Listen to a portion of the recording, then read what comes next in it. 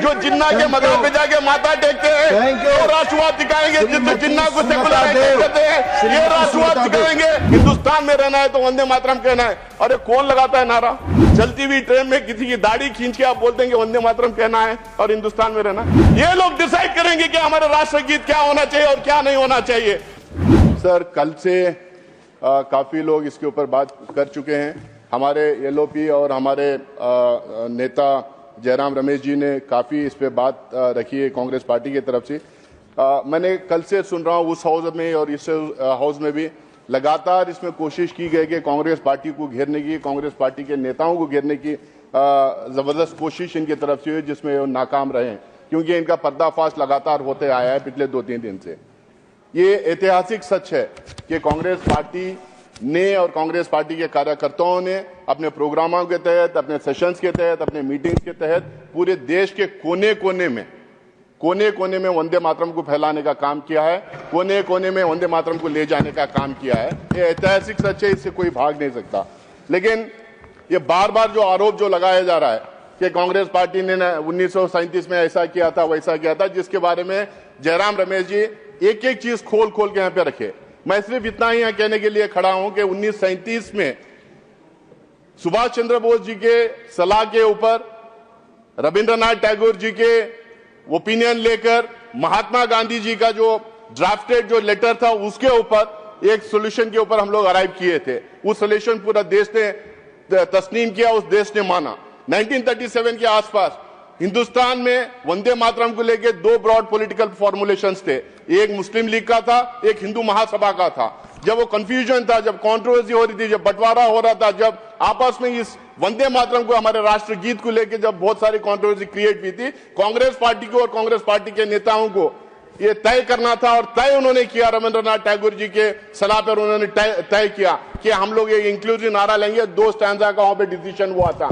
आज ये बार बार ये कह रहे हैं कि तुष्टीकरण, इसका मतलब ये बार बार ये आरोप लगाने की कोशिश कर रहे हैं। ये कांग्रेस के ऊपर आरोप नहीं लगा रहे सर, ये आरोप लगा रहे रविंद्रनाथ टैगोर के ऊपर, ये आरोप लगा रहे सुभाष चंद्र बोस के ऊपर, ये आरोप लगा रहे महात्मा गांधी के ऊपर, ये आरोप लगा रहे हैं जिस कॉन्स्टिट्यूएंट असेंबली के अध्यक्ष राजेंद्र प्रसाद जी थे, जिन्होंने इसको पारित किया था, उनके खिलाफ आरोप लगा रहे हैं। ये BR अम्बेडकर के खिलाफ ये आरोप लगाने का काम कर रहे हैं। ये आरोप तुष्टीकरण के आरोप उनपे भी लगाने का काम ये लोग कर रहे हैं।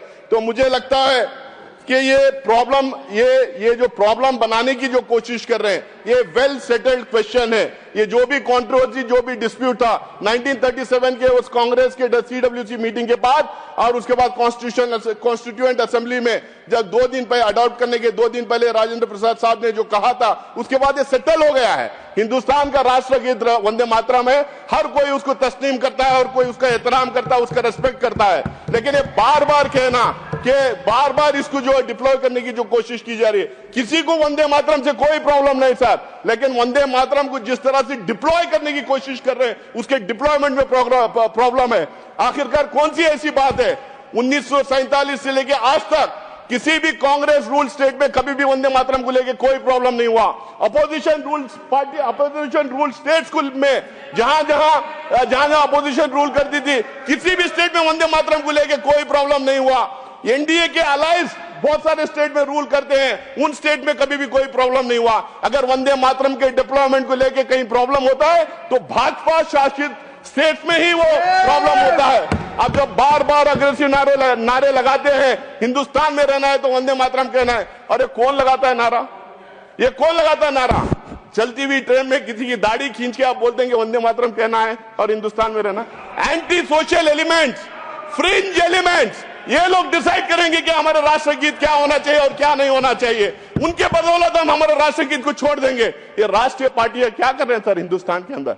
हमें किसी को एतराज नहीं वंदे मातरम से, लेकिन जिस तरह भाजपा उसको डिप्लॉय करने की कोशिश कर रहे हैं, उससे जरूर प्रॉब्लम है। क्योंकि आजादी के आंदोलन के टाइम पे वंदे मातरम अपने जबान पे लेके फांसी के फंदे पे लोग चढ़ गए। वंदे मातरम कहते कहते जेलों में चले गए। उसमें कोई हिंदू महासभा का एक भी बंदा नहीं था, इनके पूर्वजों का एक भी बंदा नहीं था। इतिहास में ये लोग थे नहीं आजादी के आंदोलन में। अब इतिहास में घुसने की कोशिश कर रहे हैं ये लोग, ये इतिहास में घुसने की कोशिश कर रहे हैं जहां पे इनकी इतिहास बिल्कुल थी नहीं। तो आज मैं लगातार ये जो भाषण पे भाषण जो सुन रहा हूं, ये राष्ट्रगीत को राष्ट्रवाद से जोड़ने की कोशिश कर रहे हैं और राष्ट्रवाद से कोशिश करके कहने की कोशिश कर रहे हैं कुछ पार्टियां राष्ट्रवाद के तहत चलते नहीं। कल कोई यहाँ पे खड़े होकर इनके महान नेता कह रहे थे फलाने तरीके का राष्ट्रवाद होना चाहिए। भाई राष्ट्रवाद का मतलब क्या है? देशवासियों के लिए राष्ट्रवाद है, देशवासियों की वजह से राष्ट्रवाद है, हर एक नागरिक के लिए राष्ट्रवाद है, जो हिंदुस्तान में जो जो पैदा होता है उसके लिए राष्ट्रवाद है। अब राष्ट्रवाद ये हमें सिखाएंगे, राष्ट्रवाद ये हमें सिखाएंगे जो जिन्ना के सर एक मिनट सर 1 मिनट सर, अब ये राष्ट्रवाद हमें सिखाएंगे जो जिन्ना के मजार पे जाके माथा टेकते हैं, तो राष्ट्रवाद सिखाएंगे जिन्ना को सेकुलर कहते हैं, ये राष्ट्रवाद सिखाएंगे